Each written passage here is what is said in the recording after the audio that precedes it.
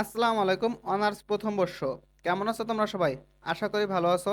তোমাদের যে 16 তারিখে, আগামী 16ই আগস্ট 2026 ইতিহাস বিভাগের, আবারও বলছি 16ই আগস্ট 2026 ইতিহাস বিভাগের দক্ষিণ এশিয়ার ইতিহাস যে পরীক্ষাটা আছে, এই পরীক্ষার 100% কিছু ফাইনাল শর্ট সাজেশন তোমাদের সাজেস্ট করবো এই ভিডিওতে। তোমরা অবশ্যই এই সাজেশনটা যদি ফলো করতে পারো, তাহলে আশা করি তোমার প্রস্তুতিটা অনেকাংশে ভালো হবে। তোমার প্রস্তুতিটা বহু ভালো হবে, ঠিক আছে?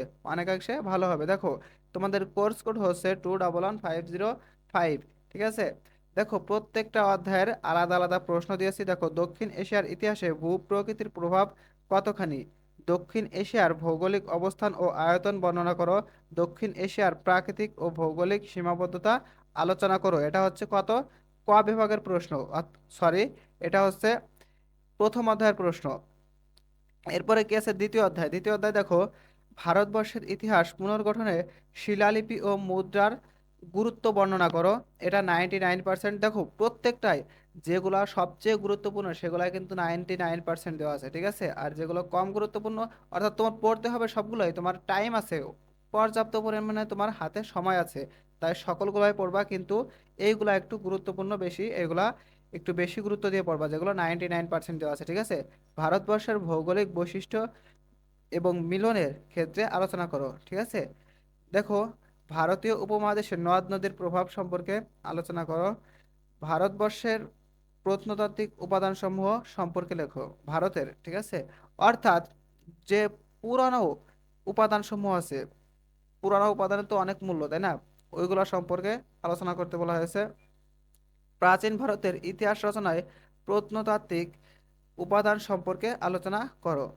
ইতিহাস রচনায়, ঠিক আছে? এটা কিন্তু ইতিহাস রচনায়, আর এটা হচ্ছে কি উপাদান সমূহ সম্পর্কে লিখতে বলছে, আর এখানে সম্পর্ক কি ইতিহাস সম্পর্কে, ঠিক আছে? ভারতের ইতিহাস রচনায় এটা উল্লেখ করছে। এর দুইটা প্রশ্ন কিন্তু একই দেখা যাচ্ছে, কিন্তু এর মধ্যে কিন্তু পার্থক্য আছে অনেক, ঠিক আছে? দেখো, 3 অধ্যায় আছে। দেখো, আমি আর বিস্তারিত পড়লাম না, কারণ পড়লেও অনেক বড় হয়ে যাবে। দেখো, প্রত্যেকটা অধ্যায় টোটালে আমি মোট কয়টা প্রশ্ন দিয়েছি? টোটালে দিয়েছি 55টা প্রশ্ন, ঠিক আছে? এই 55টা প্রশ্ন সবগুলাই কিন্তু বড় প্রশ্ন না, এর মধ্যে কিন্তু অনেক ছোট প্রশ্ন আছে, ঠিক আছে? এই 55টা প্রশ্ন তুমি নিলিবিলি একেবারে সহজ ভাষায় পড়ে ফেলতে পারবা কিন্তু তোমার পরীক্ষার আগ পর্যন্ত। কারণ সবগুলোই বড় প্রশ্ন না, এখানে মাঝারি আকারের প্রশ্ন আছে, বড় প্রশ্ন আছে এবং ছোট প্রশ্ন আছে, ঠিক আছে?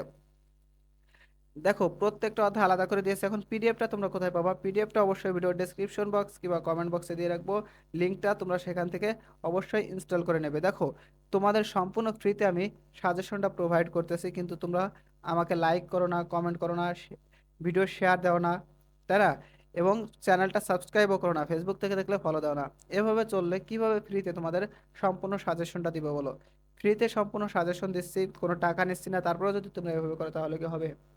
আশা করি তোমরা যারা ভিডিওটা দেখছো অবশ্যই ফেসবুক থেকে দেখলে ফলো দিয়ে রাখবে, এবং ইউটিউব থেকে দেখলে অবশ্যই সাবস্ক্রাইব করে রাখবা, এবং লাইক কমেন্ট মাস্ট বি করবাই।